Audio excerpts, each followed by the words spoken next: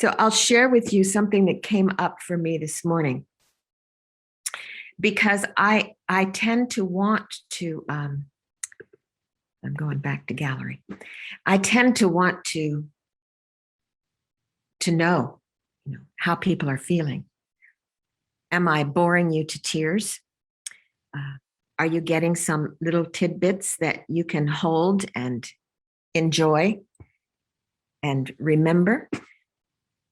Sometimes I think, oh, I should make it more entertaining.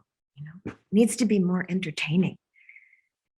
Not repeat things so many times. And then I realized that what is meditation? The word meditation in Tibetan is gom. And the definition of gom is to become familiar. We become familiar with something by repeating it over and over and over again. And then it becomes part of our own heart mind. We begin to have that sense. So when I was doing prostrations this morning, prostrations to the 35 Buddhas is a practice of purification. And the visualization is to have your Lama in front as Guru Shakyamuni Buddha. And then there are rows of the 5 Dhyani Buddhas. There's the Akshobyas who are blue, and they purify your hatred. And there are the white Vairachanas, and they purify your ignorance. And then there are the yellow Ratnasambhavas, and they purify your ignorant pride. And then there's the red Amitabhas who purify your ignorant desire. And then there's the green Amoghasiddhis, and they purify your miserliness, your jealousy. Then at the bottom, there's 7 medicine Buddhas. They're various colors. So when I've been doing this practice for many years. So, and it's not every day that I do it. Don't think I'm some great practitioner who does practices every day. No. But I do try as much as possible to do. And doing those over the years, you memorize them, right? You memorize, how you say each Buddha's name 3 times and you prostrate. And the point of the practice is to think about it. Think that this blue row of Akshobyas is purifying your hatred as they send light into you. And then they are offering you their wisdom. So Akshobhya offers you the wisdom of mirror-like wisdom. So seeing things as a reflection in a mirror. And then on and on. I'm not going to go into a big teaching about that, but as I was prostrating this morning at one point, so you go through, you say each name 3 times, so you get through all the rows. And so I had gotten to the 3rd row, and I realized that I wasn't paying attention. I was just saying it, because once you know it, you've memorized it, then you can just say it. You can say any prayer right out loud, right along with everybody else, and be thinking about what you're going to have for lunch. This is true. This is how the mind works. So it requires a certain vigilance, a certain diligence to be able to stay put on the practice. And by concentrating, by developing our concentration, which we do when we meditate on single-pointed concentration, we stay there in open-hearted awareness, or we stay on the breath at the nostrils, or we stay on the breath in the body, whatever our object, or the image of a Buddha, whatever our object, we stay. As much as possible, we stay. And we recognize when we're gone. We catch ourselves when we're gone. Because it's not that you stop thought. Thought comes. Milarepa said, you can't even put your thoughts in a metal box and lock it up so that they don't come. No, they come. The point is not to become engaged with them, not to create the great American novel once they have arisen and continue to follow them on and on. The point is to recognize when you've been trapped and come back, like training a puppy. Each time you bring them back, and you bring them back with kindness. You give them a treat. Isn't that good that you came back? Always treating ourselves with loving kindness. Otherwise, we begin to hate meditation because we beat ourselves up. Oh man, there you are out there again. You're so bad. So this Lama Yeshe calls the self-pity mind. the one who is always putting oneself down. So this came to me this morning as I was thinking about this, how important it is to be present with our practice and try to see what the taste is. What is it engendering in our heart mind when we practice? What happens when we offer? If we see Lama Tsongkhapa before us as our guru, what happens when we offer? We see them smiling at us. And then if we're present, if we're really present and we're doing the practice that's meant to change our mind, that's meant to plant the seeds of happiness and eliminate the seeds of suffering, then over and over and over again, slowly, slowly, slowly, it transforms the heart mind. It works. I mean, it's like, as Lama said, it's scientific, dear. It does work. And the reason it works is because mind is merely clear and knowing. And what arises in the mind is what the mind has been fed. So repeating our prayers over and over again, paying attention to our prayers over and over again, something happens. Sometimes I think, oh, the angels are speaking. It is because something arises in the mind while you're practicing that is a dharma aha. And it actually becomes your realization. It comes to you because you got it. Oh, it's like that. Tilopa says to Naropa, he said, how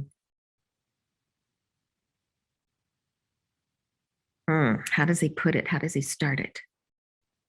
When you never stray from that place you cannot stay, that thing you cannot see, this practice of the holy ones becomes a beacon in the dark.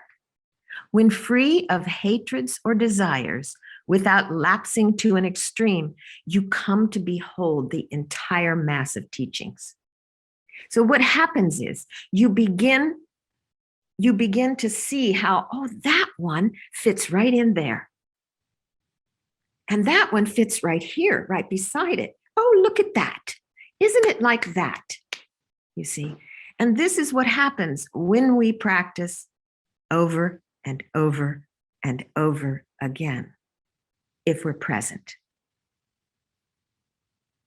And I remember His Holiness the Dalai Lama saying one time, I don't know how much benefit there is to practicing without concentration. Just to repeat the words. Yes, I think probably some seed, but to really take advantage of the practice and what it is meant to do, then growing our concentration and being present and really trying to figure it out. Being a scientist, you see, you say, well, what is that happening? Why am I saying it like that? And you may not come and get an answer in the moment. It may not come right now, but it will come at some point in time. There will be a little connection, like, okay, got it, And then we have to remember it. You see, that's the trick. We have to remember it. So that's the point of memorizing. You memorize a prayer, and then you say it for a while, and then you don't say it, you forget it. You have to come up with, for instance, if you memorize the 3 principal aspects of the path, then, okay, you know that, you memorize that text. It's not very long. You memorize that. And then maybe you say it every day, you keep it memorized, and then all of a sudden, you can't remember. How does that start? Like that verse of Master Tilopa. How does it start? For my mind, when I memorize something, I have to begin at the beginning of it in order to be able to get the flow. Somehow I can't start somewhere in the beginning and try to remember how it went. I have to get the whole verse. I can't start. What I really wanted to get is you come to behold the entire mass of teachings, but I couldn't get there without starting at the beginning of that verse. So anyway, just coming up with that this morning, realizing that the importance of really believing in what it is you're trying to do. So as we recite these prayers, and as we dissolve the Lama, as you dissolve Guru Lama Tsongkhapa into your crown, if you are really thinking about your Lama, this is my Lama right here in front of me. And your experience that you have had with your teachers, an experience of them looking at you and smiling at you, some smile, some facial expression, some sort of little connection that you had. If you can remember that and glue that on, at that time you look in their face and there's some kind of connection that you remember. So it is Guru devotion comes, this inspiration comes because we want to be like them. We see their joy. We see their compassion and their love and their wisdom, and we go, I want what they're having. So this comes and it grows as we glue on. We really begin to see, this is my Lama. And my Lama is Lama Tsongkhapa. And Lama Tsongkhapa is an enlightened being. That's no more imaginary than thinking the opposite, you see, because everything is empty. So if we want happiness and not suffering, we conjure happiness. we continue to plant the seeds for happiness. And then they will grow flowers instead of weeds. So this was a point that came to me this morning. I thought to share. So maybe we'll begin with some meditation, yeah? Okay. So please, find your meditation seat. Settle in. We say, take a good seat.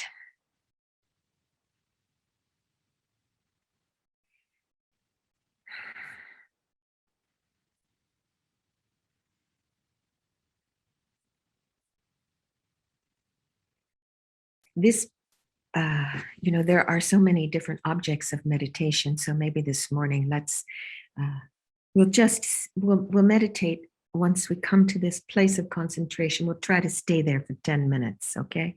So not too long and not too short. And each time that we find ourselves off into the boonies, bring yourself back. Once again, thinking about the object. And try to grow the thread of concentration. Okay? So we'll take a moment just to think how grateful we are to have this opportunity to be together, to practice together, to help one another through the power of our own strength.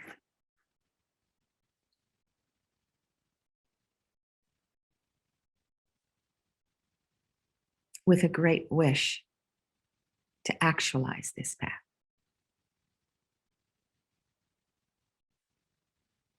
So that we can truly be of benefit to others, to become fully enlightened Buddhas and lead all others to that enlightened state.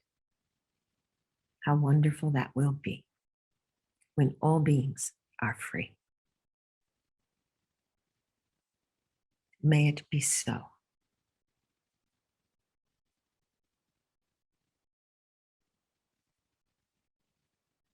So as we settle into our meditation seat, lengthening and straightening our spine,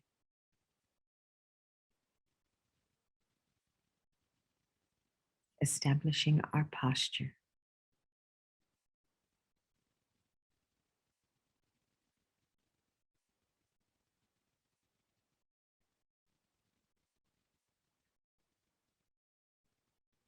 settling into a state of relaxation, which is sometimes facilitated by scanning the body, beginning at the crown and floating down through, noticing any tension around the eyes, the jaw, the shoulders,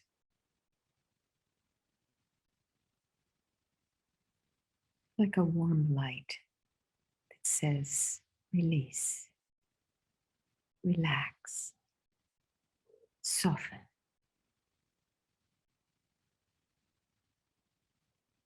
Down your arms to your hands.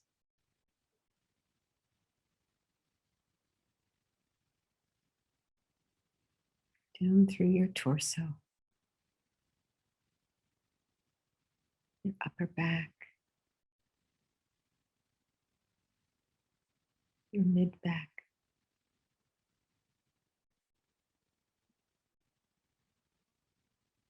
all the way to your sit bones.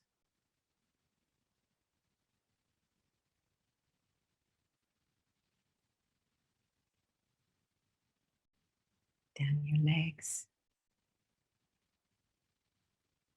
to the soles of your feet and the tips of your toes.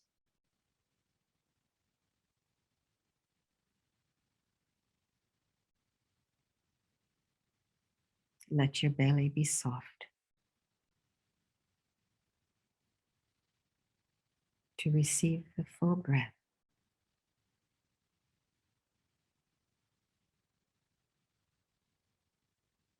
As you connect to Earth's energy, feeling your body on the cushion, the seat.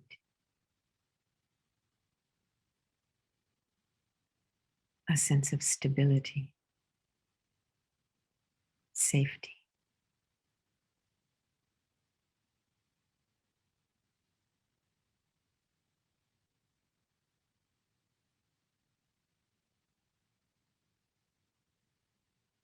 Notice the breath in the body.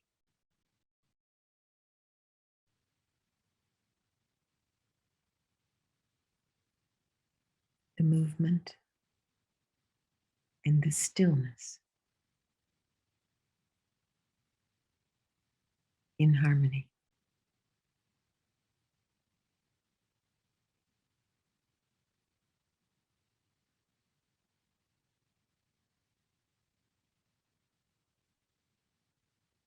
Inhaling and exhaling is natural and easy.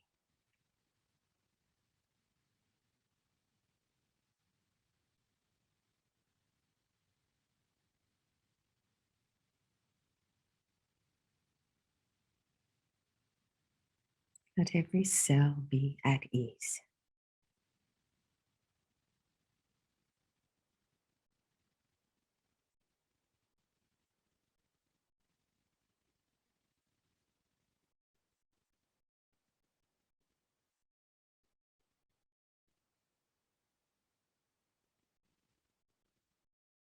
Then fine-tuning the awareness, if it's available to you, to bring it to the tip of the nose, wherever it manifests most distinctly for you. This sensation right there.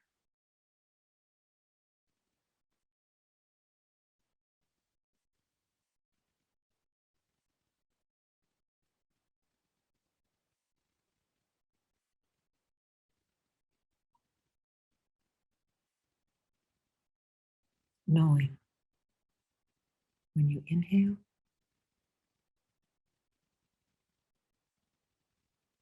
recognizing the turning point, knowing the exhale,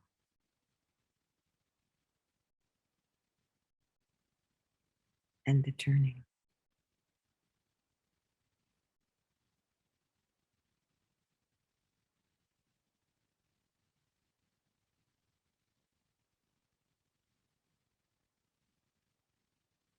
Vigilantly attending to the sensation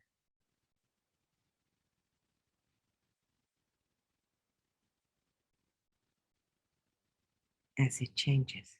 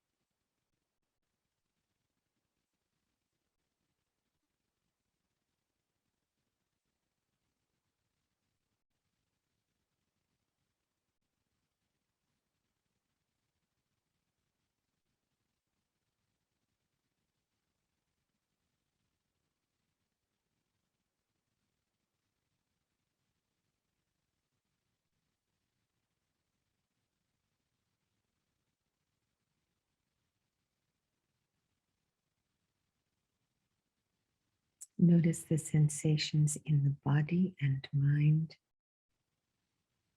when we have followed a thought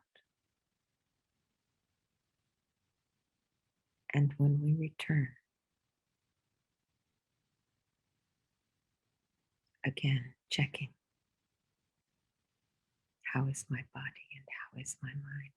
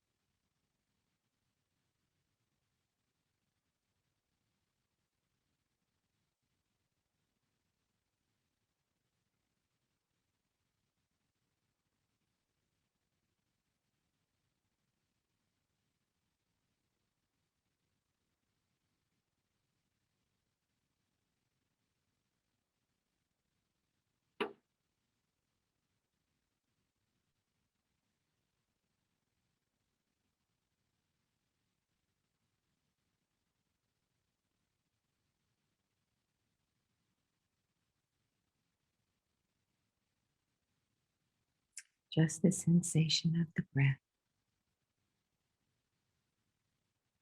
center stage. That's all.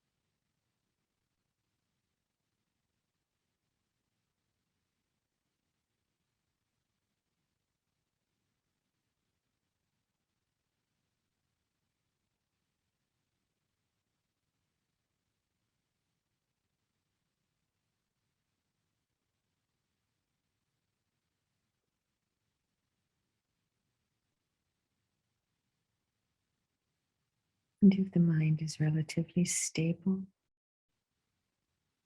begin to turn awareness to the space within which the body breathes.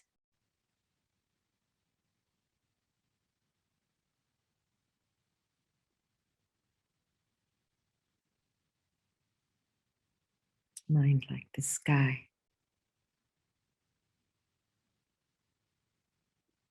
with no center and no periphery.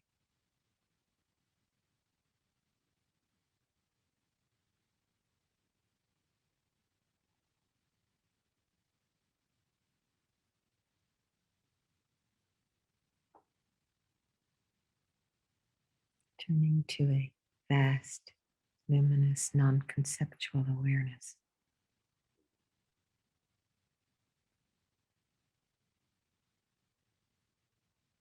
In which all things arise, abide, and dissolve.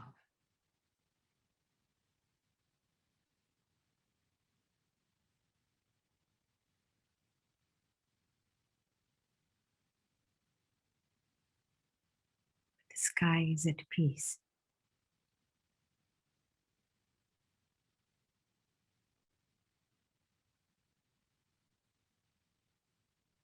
We become that sky.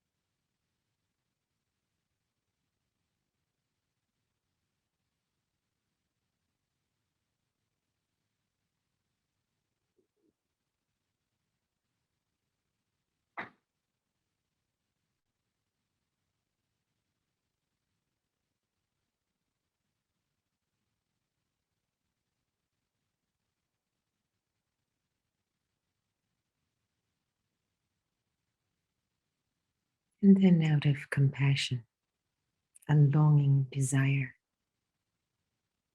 to actualize this path for the welfare of every living being, recognizing that we need help.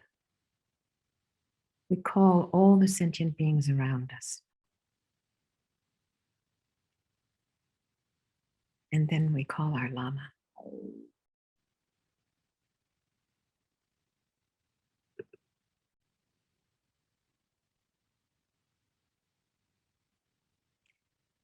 Oh, please come, great hero, the teacher of pure words, creation, destruction, self-arisen, the wisdom of emptiness, and that of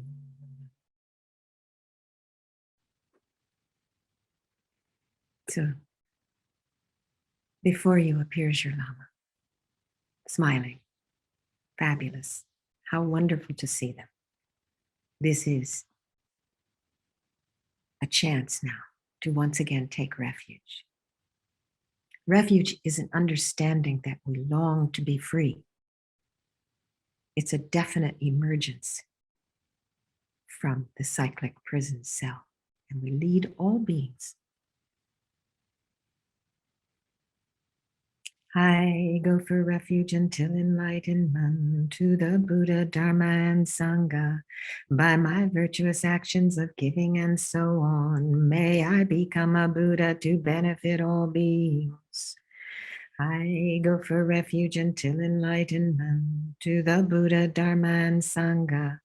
By my virtuous actions of giving and so on, may I become a Buddha to benefit all beings. I go for refuge until enlightenment to the Buddha, Dharma, and Sangha. By my virtuous actions of giving and so on, may I become a Buddha to benefit all beings. May all beings have equanimity, free of attachment and aversion. May all beings have happiness and the causes of happiness. May all beings be free of suffering and the causes of suffering. May all beings find good rebirths and the bliss of liberation. I will help us to have these. Please, Guru Buddha, bless me to be able to do so. And now our lamas, as Shakyamuni Buddha, smiling, melts into a small sphere of light, comes to the crown of our head, and begins to slowly descend down through our body, blessing body, speech, and mind.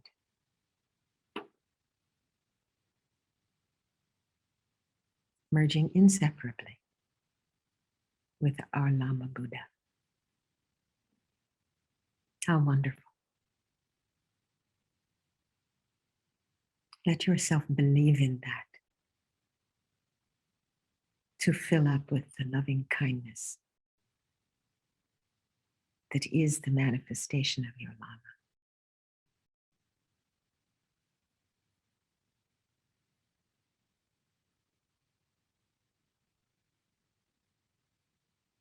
Let every cell be filled.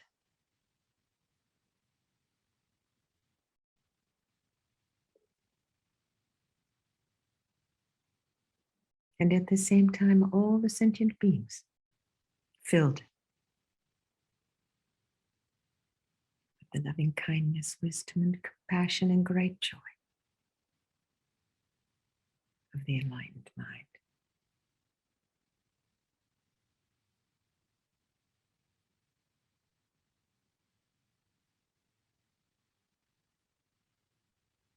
And then we set the place to call Lama Tsongkhapa, seeing your room, your environment made of light, beautiful.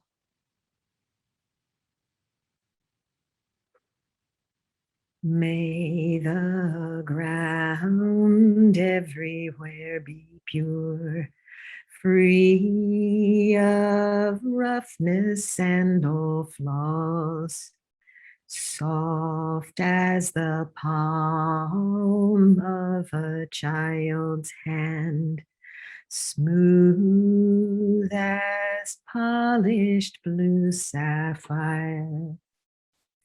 May all space with Samanta Bhadras, clouds of offerings be filled, offerings human and divine, both actual and imagined. So now, because of our great wish, we begin to manifest these offerings and expand them to fill all the universe.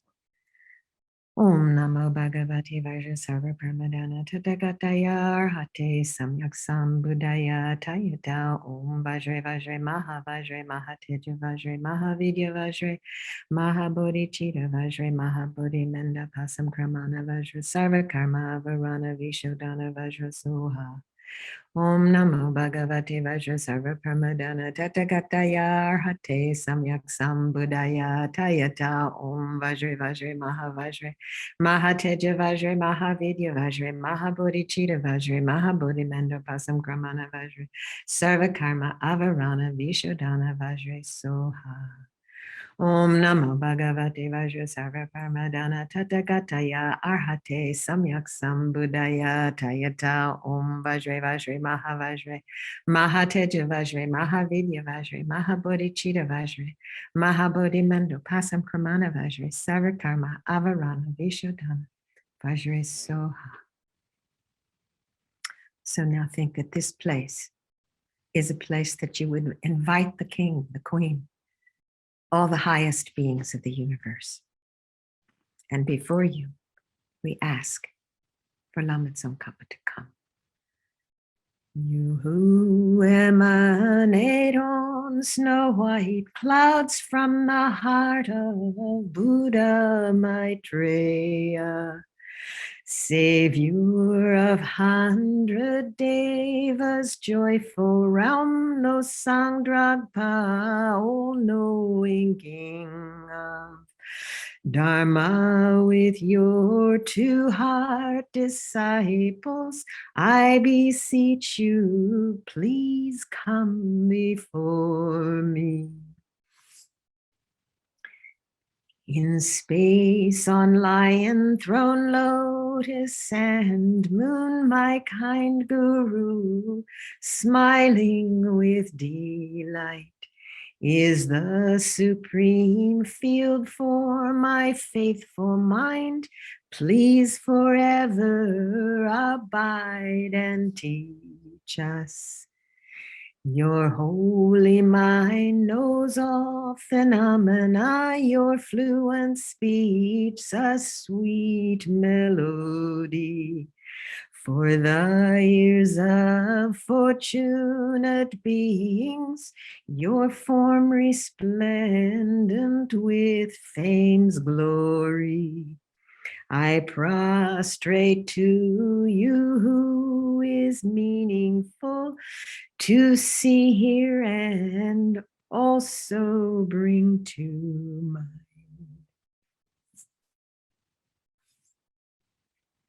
Pure water and well-arranged flowers, fragrant incense, lights, perfume, and more. Clouds of offerings, real and imagined, I offer you, supreme merit field. These are the 7-limb prayer that we are offering to Lama Tsongkhapa. And this one, this confessing from the heart, to have a thought, particularly thinking about the habits of mind that we have that are unhelpful to ourselves and to others, wishing to be free of those and confessing them right now, laying bare with a mind of regret whatsoever non-virtues we've done. Non-virtues of body, speech, and mind, transgressions of my 3 sets of vows, committed since beginningless time, all I confess deeply from my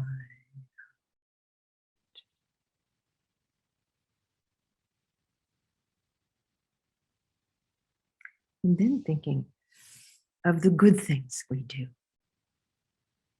the good things that others do, and the good things that Lama Tsongkhapa has done, and our Lama.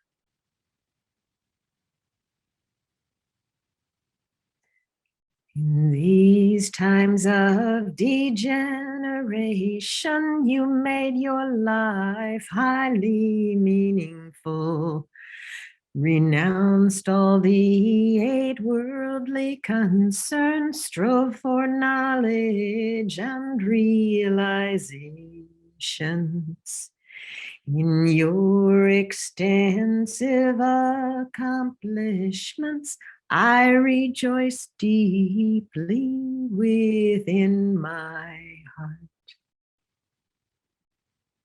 So we let our hearts be full of joy as we think, good, good. It was good to do that. We take in the good and let it deepen our own goodness.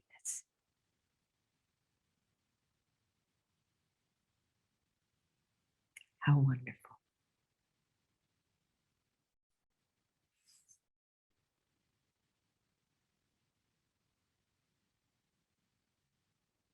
And then we beseech Lama Tsongkhapa to rain down a vast rain of Dharma.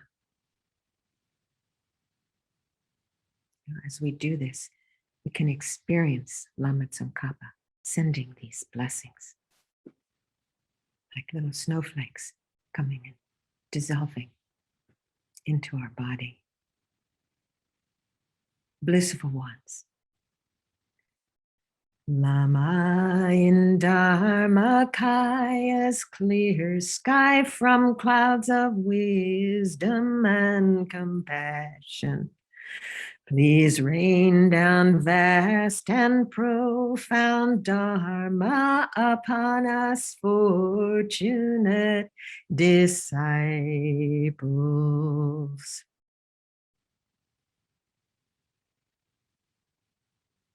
Allow that blessing to come, not only to you, but to everyone in our Dharma room and to all the sentient beings who surround us.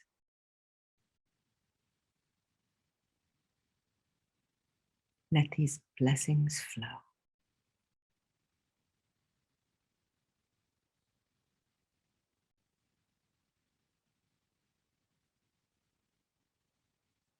How wonderful.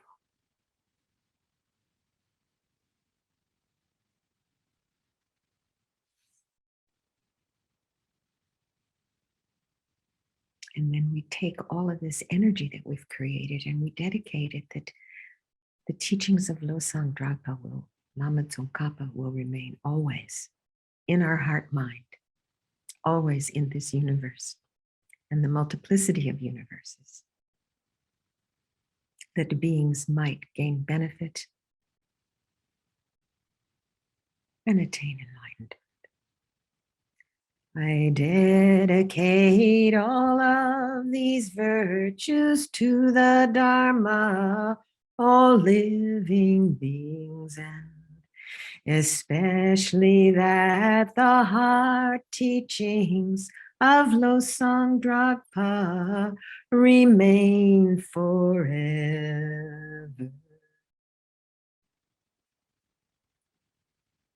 And in order to have that happen, we make a gift of everything in the universe.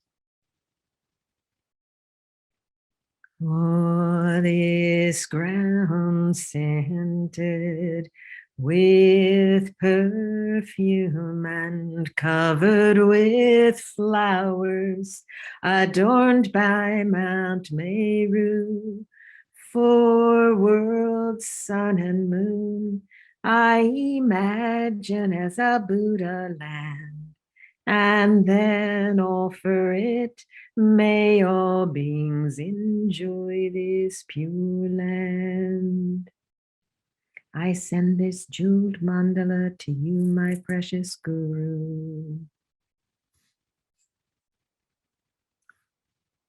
And as we recite the 5-line prayer to Lama Tsongkhapa, then allowing white light to flow from Lama Tsongkhapa and his 2 heart disciples, coming into our crown and filling us up, purifying all obstacles to realizing the path.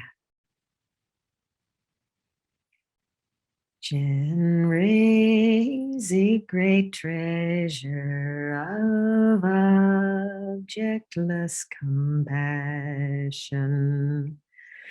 Manju Shri Lord of stainless wisdom, Vajrapani destroyer of Mara's eyes, Tsongkhapa crown, jewel of Tibetan sages, Losang Dragpa, to you I pray. Raise a great treasure of objectless compassion. Manju Shri Lord of stainless wisdom, Vajrapani destroyer of Mara's army, Tsongkhapa crown, jewel of Tibetan sages, Losang Drapa, to you I pray. Migmate say we chen chen dream make and pay wang po jam hell du pun malu Jon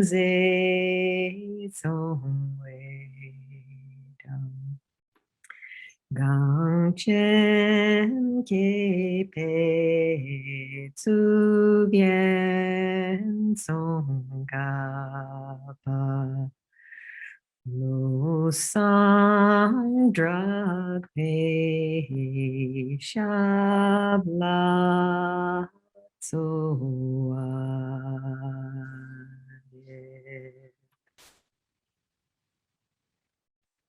And then we beseech, O magnificent and precious root Guru, please abide on the lotus sand moon seat above my head. Guide me with your great kindness and grant me realizations of your holy body, speech, and mind. So now we imagine that the two heart disciples dissolve into Lama Tsongkhapa. Out of his loving kindness comes to the crown of our head. And as we recite Om Ahum, white, red, and blue rays of light enter through our crown, purifying body, speech, and mind. Om.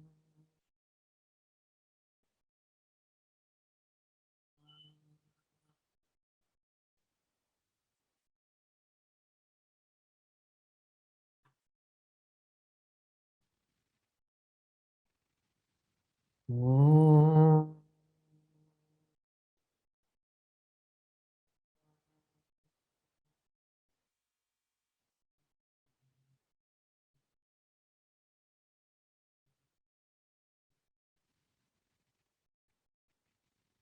Om.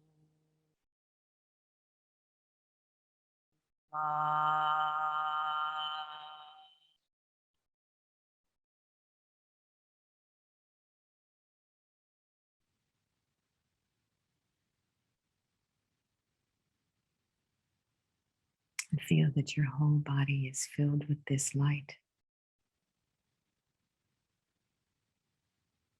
That your body, your speech, and your mind have been completely purified.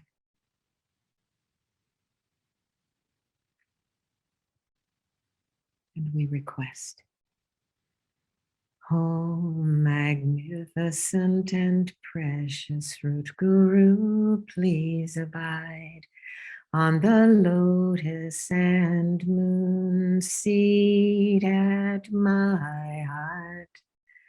Guide me with your great kindness and stay with me always until I achieve enlightenment.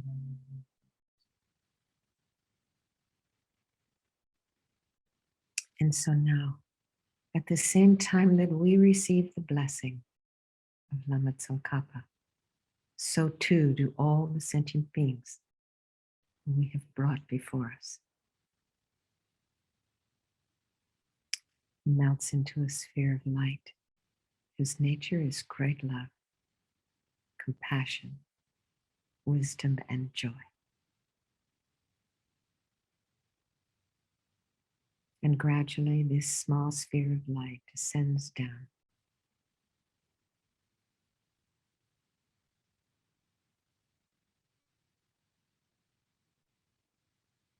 coming to the level of our heart.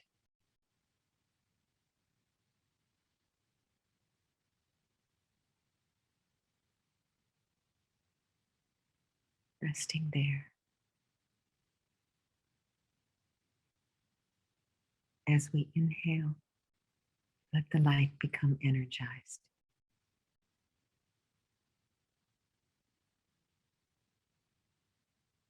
And as we exhale, allow it to expand, to fill the whole body.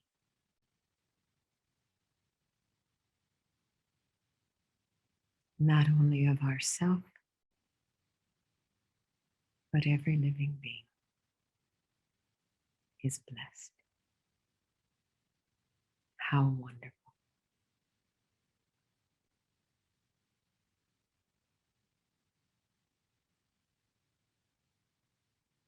Rest in that glory.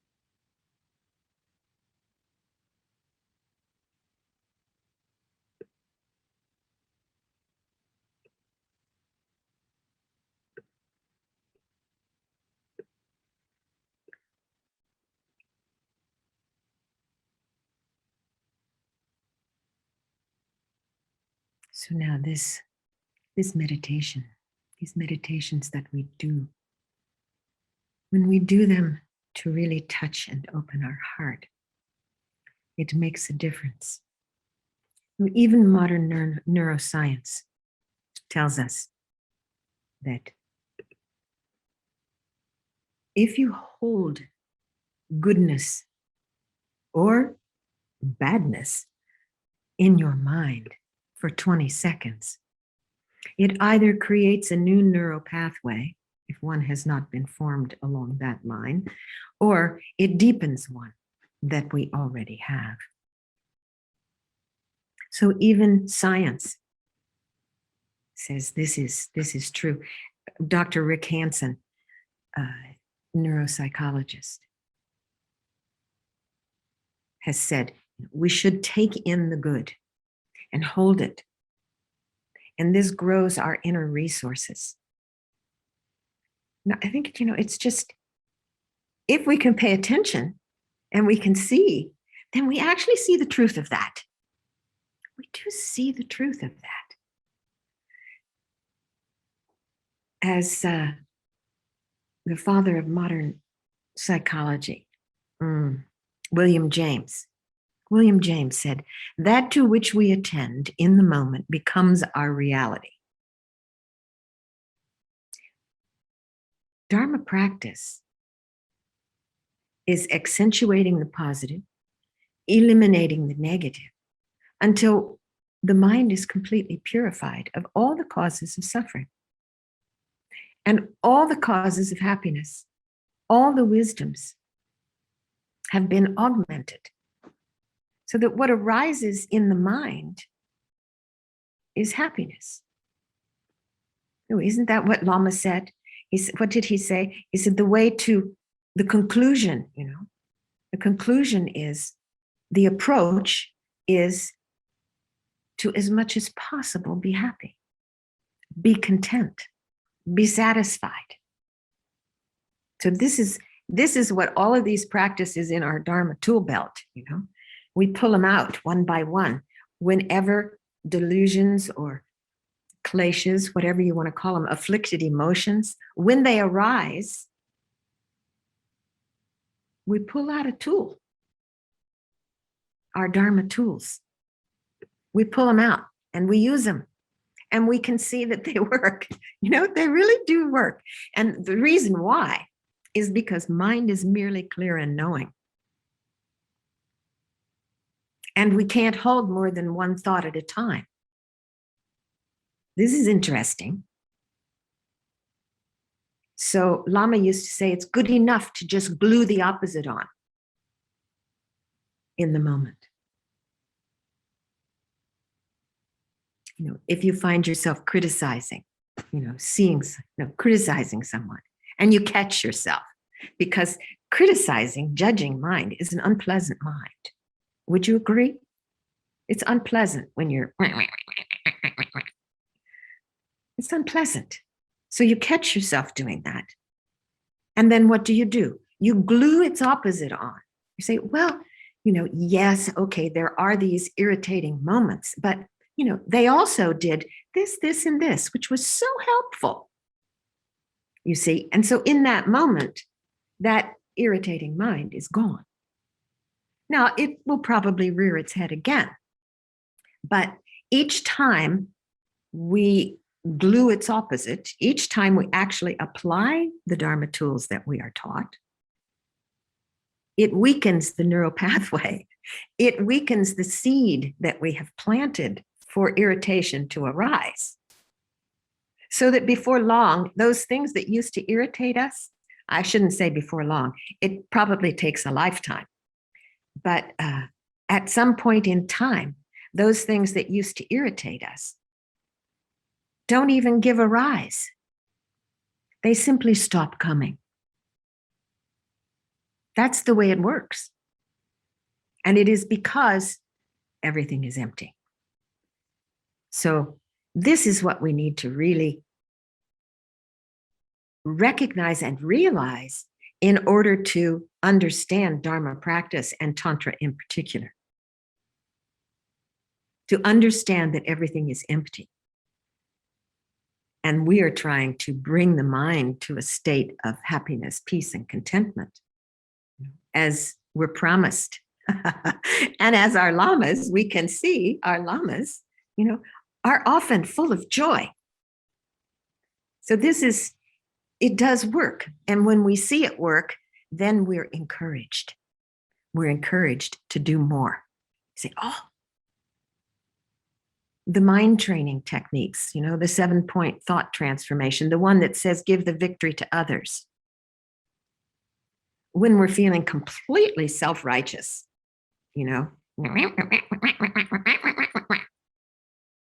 well, if we remember that, what if I gave the victory to somebody else? What if I gave the victory to them?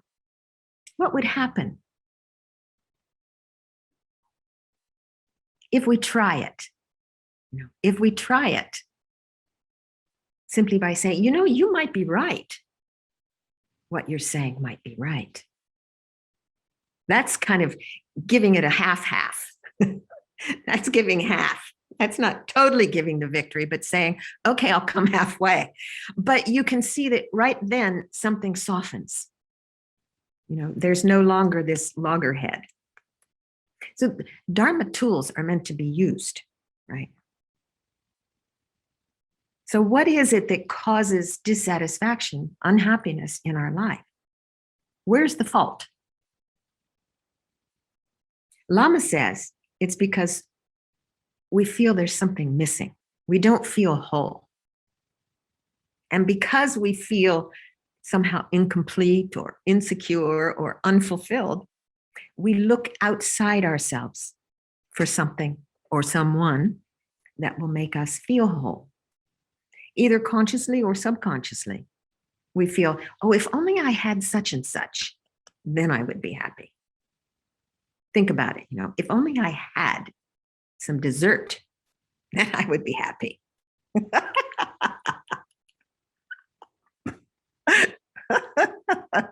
But is dessert the answer? For someone who's gluten intolerance, the wheat in that dessert is going to make them sick. For someone who's diabetic, the sugar in that dessert is going to make them sick.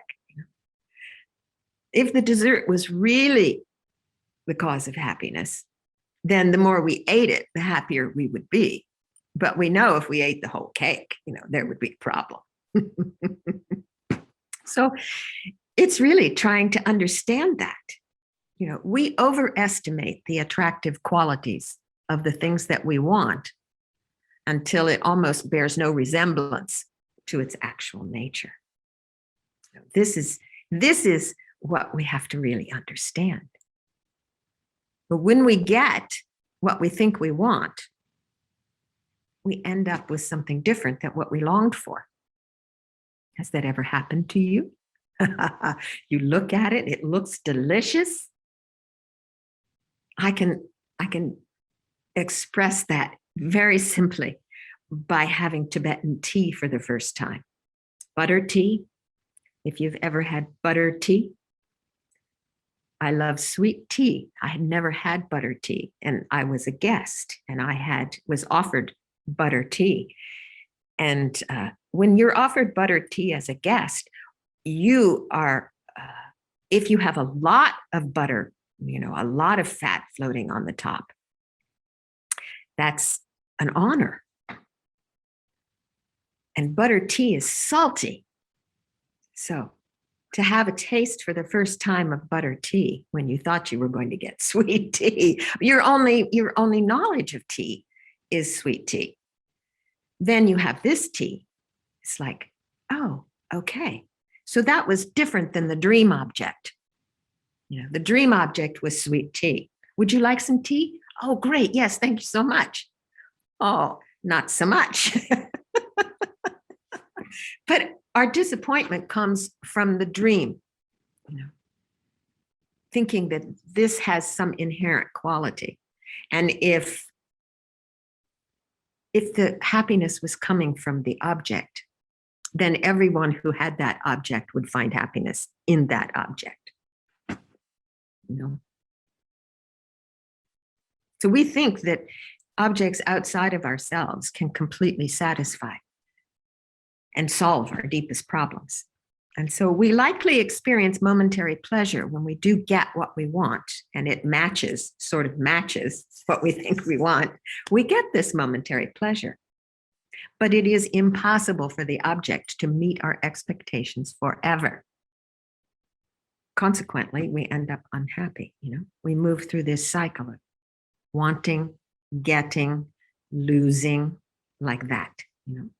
So who or what do we blame for our unhappiness? The object, isn't it? I call it the shiny object syndrome.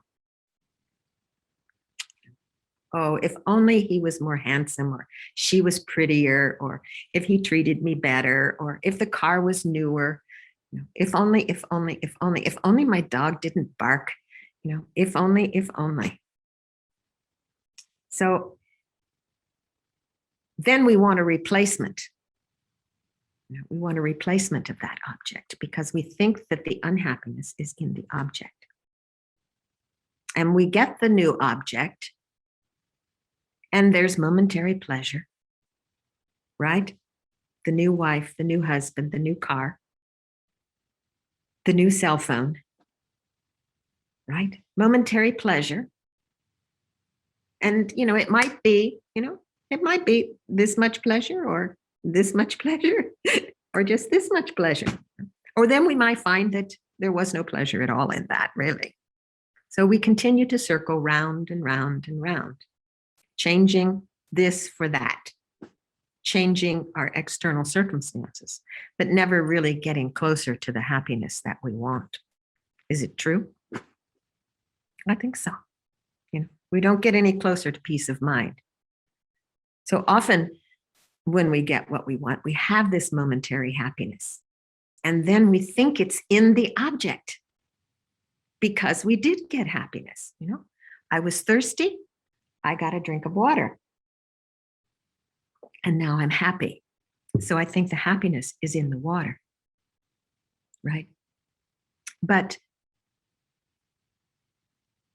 if we look at it logically, if we check at all, we can see that it's not true. So where's the happiness? When you want something, wanting, and you get that object, fantastic. But we see that it fades. Over time, it fades. So where's the happiness? It's in freedom from wanting. It's in satisfaction, contentment. So now we got it. So now in that moment, we don't want it. We're not wanting it because we have it. This is interesting to think about. When I first started thinking about that, I went, freedom from wanting. Okay, yeah, that's true. Yeah, that's true. That's what it is.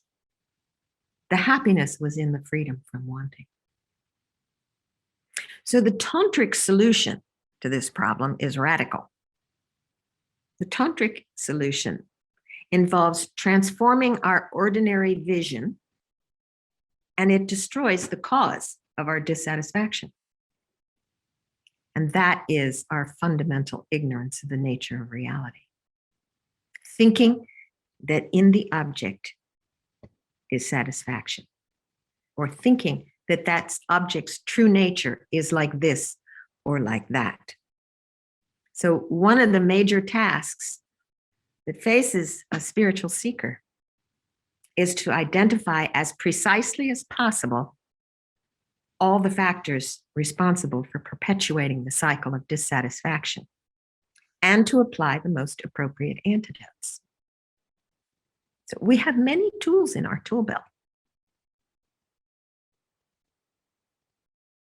So according to Tantra, we're trapped in the cycle of dissatisfaction because our view of reality is narrow and suffocating. We hold a very limited view of ourselves, of who we are and what we can become. And Tantra challenges this limited view, showing us how to view ourselves and all others as transcendentally beautiful. Can you imagine if that was what arose in your mind all the time?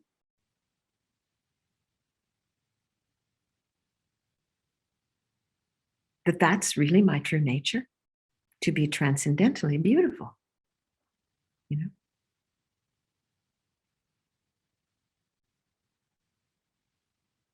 So in tantric practice, we dissolve our ordinary conceptions of ourselves. And then from the empty space into which these concepts have disappeared, we arise in the glorious light body of a deity. That's Tantra. We dissolve our ordinary concept because it's just a concept, isn't it? It's a label that I place on this one. This body, is like this and this and this. So the more we see ourselves as a meditational deity, the less bound we're able to feel ordinary disappointments and frustrations, because we're thinking deity body, deity mind, deity speech. So the deity represents the essential qualities of the fully enlightened experience that's latent within us, that we already have within us.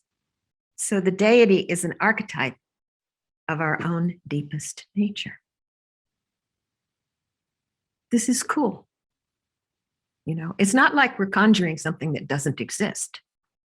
So, if you think about it, it's simply true that if we identify ourselves as being fundamentally pure, strong, and capable, we actually develop those qualities.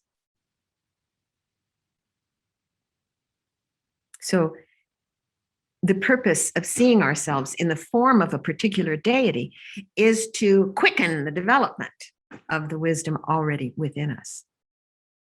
And we know that, when, for instance, when a child is put down, oh, you were so stupid, or that was dumb, or ignorance, when that happens over and over and over again, a child begins to believe in that. See? But when we grow their intelligence, oh, that's so smart, you did that. Oh, you look so cute. You're so handsome. We begin to grow their self-esteem. And we talk about ego. Oh, this ego. We need to destroy the ego. Well, we need to have self-esteem to be the deity. It's not ego. It's not ignorant ego. It's fundamental self-esteem, believing in the true nature of our own Buddha nature, believing that that exists and believing that we can cultivate that. So we are cultivating a wisdom that's already within us. And in the early stages, it's largely artificial, right?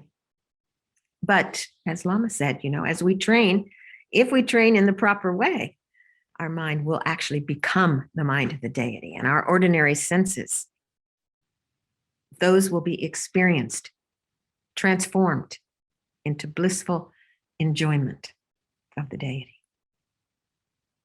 So these kinds of transformations have been experienced by numberless tantric meditators of the past, and there's no reason why we can't have that same transcendental result.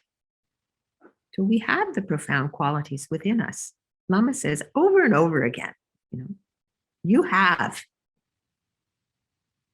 So we practice so that we can more fully recognize and cultivate these qualities, rather than remaining miserably trapped within the limiting projection of the self-pitying attitude. Lama calls it self-pity mind.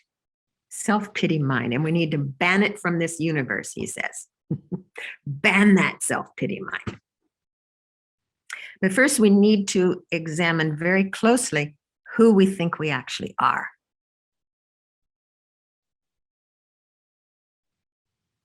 So our present body is not who we are. Our mind gives life to this body, thinking, this is my body, right? And what if we look at our mind? We can see from the time that we can remember, from the time of our birth, we've manifested in many ways, with many emotions. The mind has the power to generate thousands of different emotions and attitudes, and the body follows its lead, typically. So we're not aware of our subtle conscious body from which this potential blissful wisdom energy arises, which can transform the quality of life completely.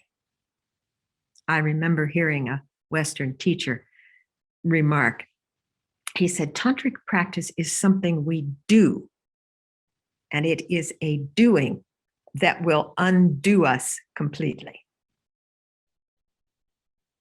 So this is, the tantric deity symbolizes the full development of blissful wisdom energy existent within us. And they represent the essence of who we are and what we can become. Deity yoga is not fantasizing the impossible. It's an extremely practical method for living up to our highest potential through a systematic training and the profound transformation of our human consciousness. Deity yoga is one of the most profound ways of uplifting our self-image.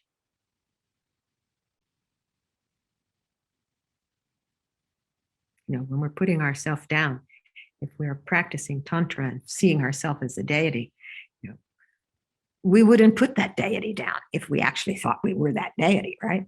Our biggest obstacle is the persistent belief in our ordinary appearances. our tendencies towards indecision, towards fear, towards anxiety, towards seeing ourselves as worthless. You know, we have this persistence. And our minds are distracted outwards. You know, it seems that they run in many directions all at once, searching. Searching for what? Some unnamed sense of security, stability, something we can keep permanent.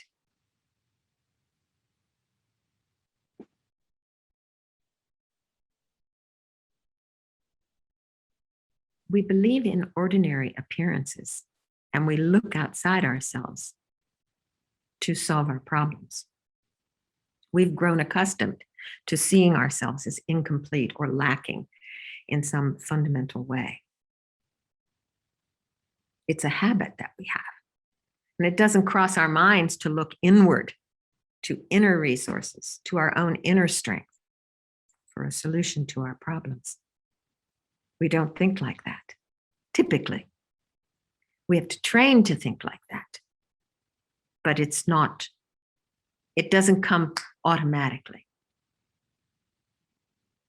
So we think that something in our outer environment will give us what we want. But the futility of this is obvious if we check. What person, place, or thing could we possibly have that would make everything fantastic, that would make this insecurity come to an end forever? What? Is there something?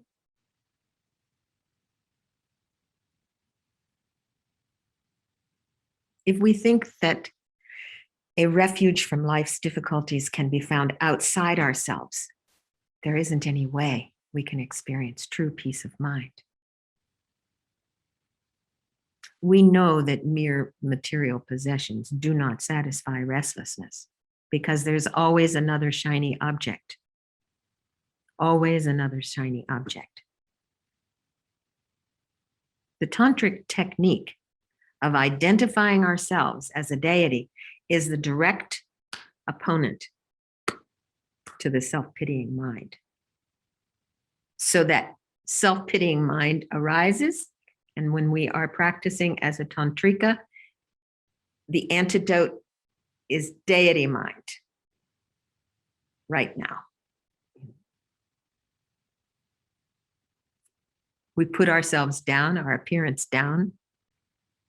The antidote is see ourselves in the form of the deity.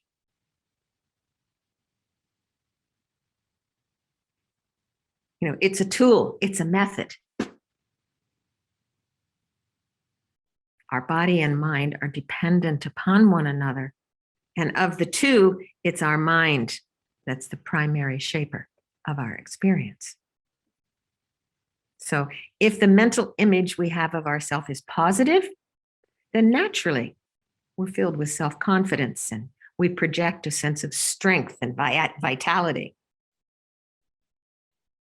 So repeatedly, our experiences prove that our mental outlook is fundamentally responsible for our happiness.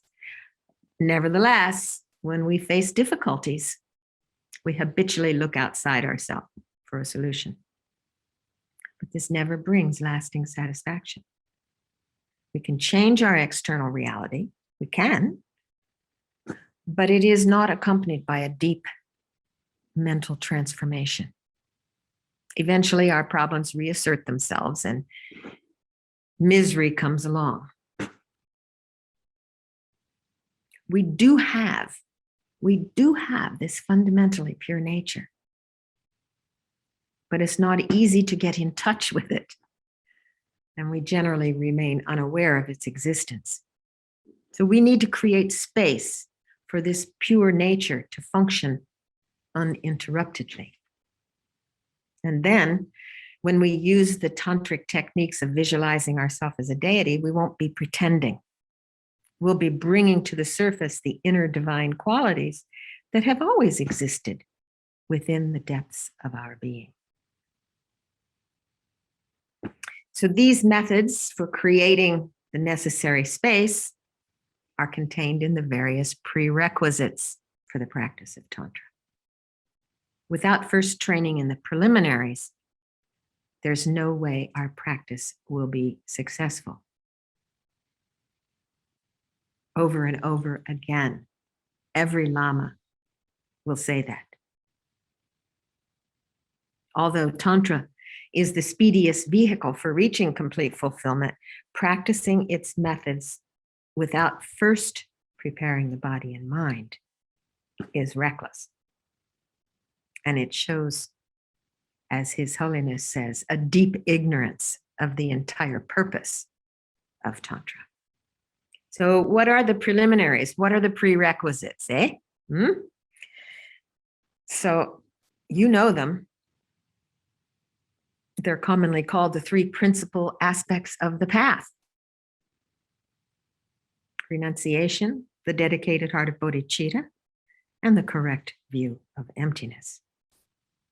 So cultivating these states of mind creates the space in which tantric transformation can take place. In this way, we emerge, we open, and we dissolve. We emerge through renunciation. We open with bodhicitta, and we dissolve our mistaken view with emptiness. So first comes renunciation. This is the mind emerging from its ordinary, limiting preoccupation with taking an interest in realizing its unlimited, completely liberated potential. So we transform them, We emerge from the ordinary view and transform it into this unlimited, completely liberated potential. We recognize that. So how do we cultivate this prerequisite? So Lama says, first we need to become disillusioned with our ordinary way of grasping. Our ordinary way of grasping onto sensory desires. We have to cultivate a heartfelt understanding that such grasping never leads to satisfaction, never leads to lasting satisfaction. Now, renunciation isn't running away or avoiding difficult or pleasurable experiences. It implies that we no longer rely on sensory pleasures for our ultimate happiness. It's not the same as giving up pleasures. There's nothing wrong with pleasure. It's our grasping, exaggerated, distorted, and polluted attitude toward pleasure that we need to abandon. So how do we do that? Lama says, we develop a sense of detachment rather than attachment. So now the literal translation of the Tibetan term that we translate as renunciation is definite emergence. We determine to definitely emerge from the repeated frustrations and disappointments of ordinary life. We become completely fed up with our recurring problems, and we begin searching for another way to make our life satisfying and meaningful. Detaching ourselves from the habits of attachment, right? So we're continually attracted to and hypnotized by the never-ending stream of sense impressions, and we're forever looking out for something new and different to excite us and interest us. Aren't we? We're bored, looking for something. Oh, look.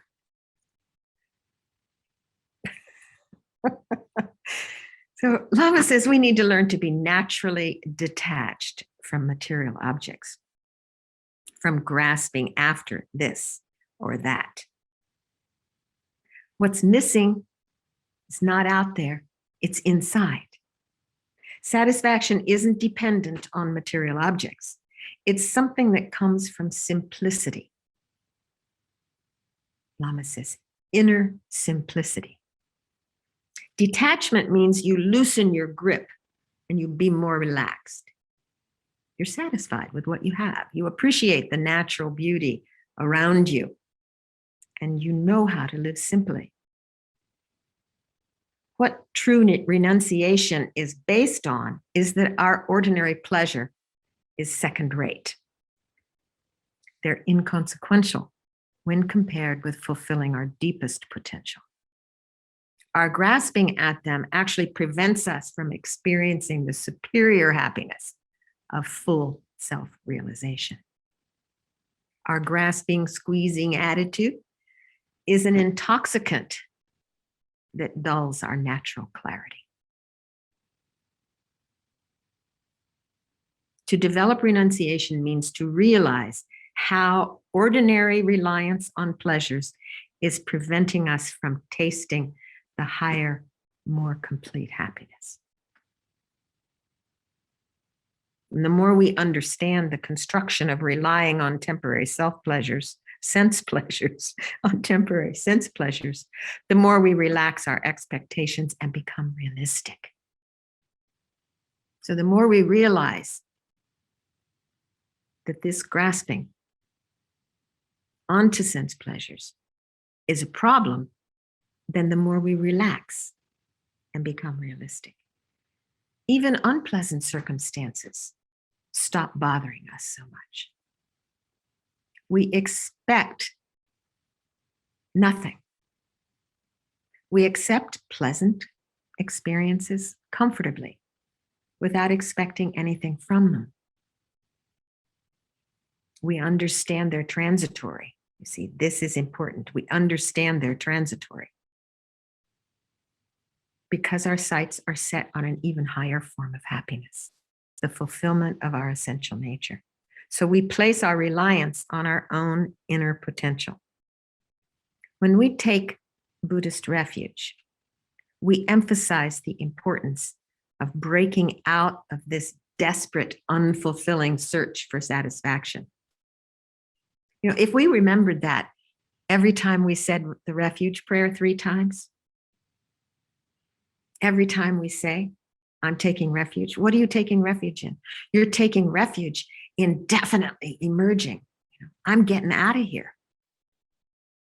So if we thought that, if we remembered that every time, then our actions of body, speech, and mind would be held by the kinds of actions that will bring the proper result or bring the result we seek. You know, we will have discerning wisdom. We will have Amitabha's wisdom of discrimination. This is so important to cultivate that. And then to recognize that if we keep remembering, the happiness is not out there, the happiness is not in that object, then, you know, we get off the treadmill, you know, like a mouse on that treadmill, run, run, run, run, run, run, run, run, run, run, run, run, run. You know, we just step off for a minute and say, oh no, I don't need that. I don't need that. We see clearly the unsatisfactory character of the things we've been chasing. Our compulsory striving for them automatically diminishes.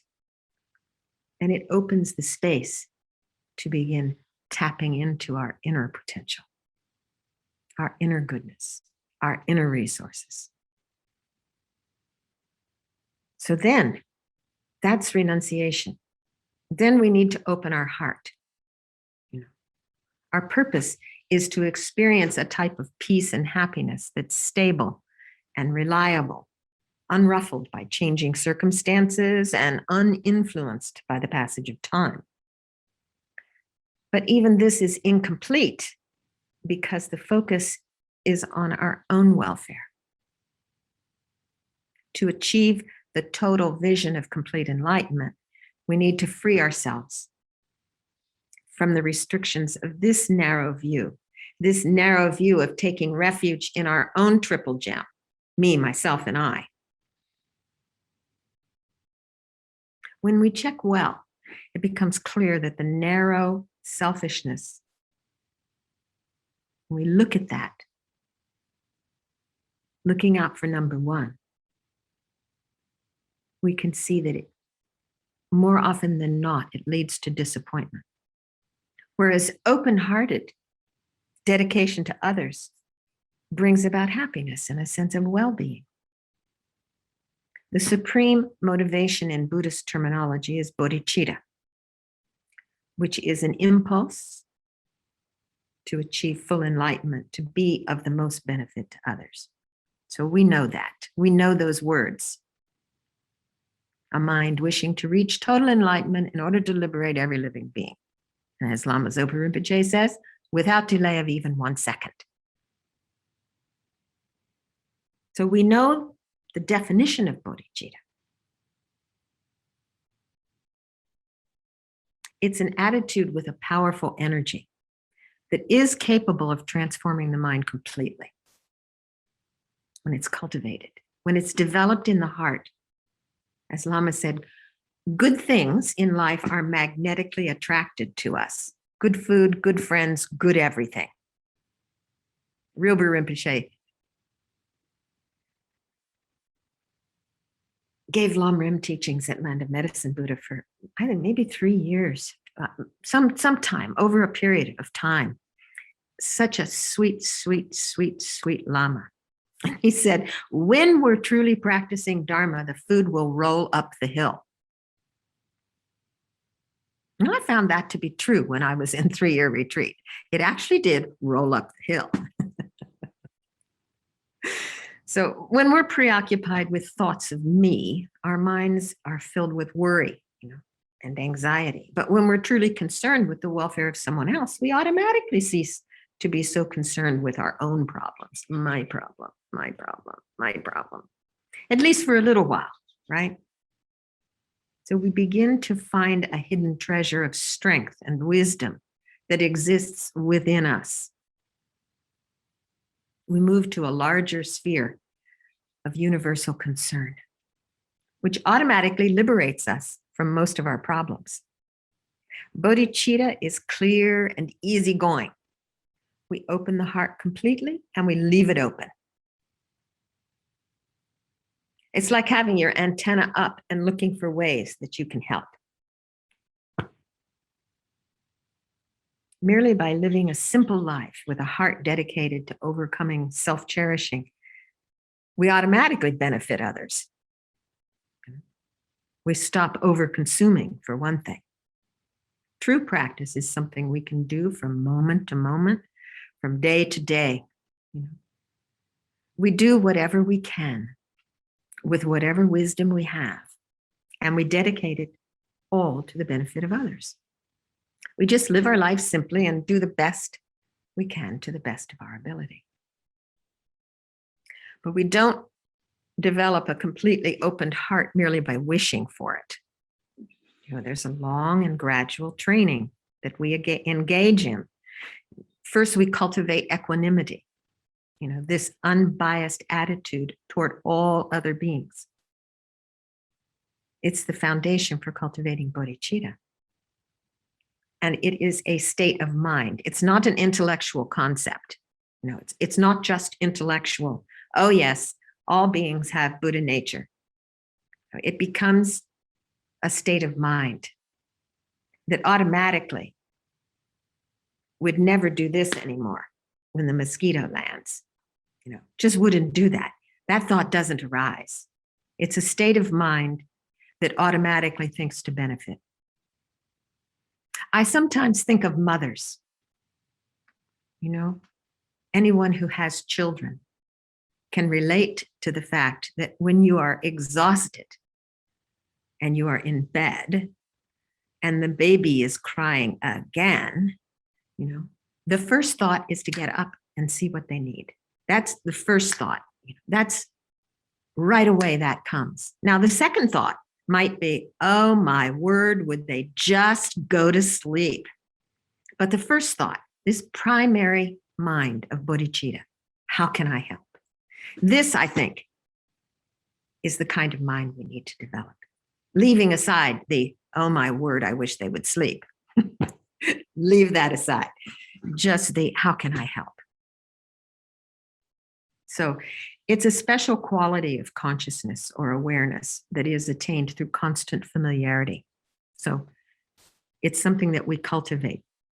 And the meditation that we use to cultivate that, cultivate this equilibrium, you recall three people, your dearest friend, your worst enemy, and a total stranger. And you carefully examine the feelings you have toward them and why.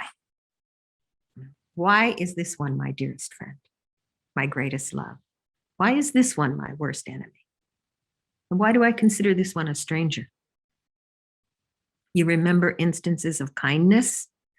You remember nasty things they said and did. You can't remember anything about a stranger. No particular memory. So these labels we see, if we check, are arbitrary. And they're based on whether a person has helped or harmed us. So we cultivate attachment to a friend. We cultivate aversion to an enemy, and we are indifferent to strangers. But if we look, we can see, that these are just categories. They're just labels, and people flow in and out of these categories, don't they? In and out. And if we considered past lives, well, each and every being has been our best friend, our worst enemy, and strangers over and over and over again. So this is the meditation that we familiarize ourselves with. We think about beings, our enemy. We do a meditation on that. We do Jon Landaw on that. May you be happy. May you realize your full potential. We remove all the causes of their pain, even those ones, and especially those ones with whom we have difficulty, because we can see them as wishing the same thing we wish for. We all want happiness and freedom from suffering. We all have the potential to abide in a state of immutable happiness. So we want that for every being. And we meditate on that, and we begin to cultivate that open-hearted attitude. Training in this way loosens our clinging to these categories of friend, enemy, and stranger, and brings a sense of equilibrium or equanimity, which is a state of good mental health, by the way. We're not automatically jumping on the judging, criticizing mind or the grasping, wanting mind, getting equanimity. So the more we open our heart, the more we increase our immeasurable capacity for love.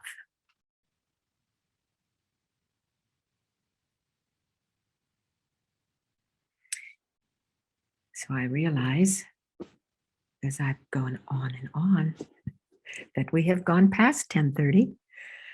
So maybe we'll stop here. And 10:30, 11:30 your time, 11:39. So, and Ali, it must be, I don't know what time it is your time, but it's got to be late. So anyway, we'll come back at 12 my time, 1 your time. Yes, is that right? Okay, good. Right. All right, excellent. So just make a really quick dedication that all of our dreams for enlightenment will come true based on this time we have spent together. May it be so. And put it in our merit bank that all beings are free.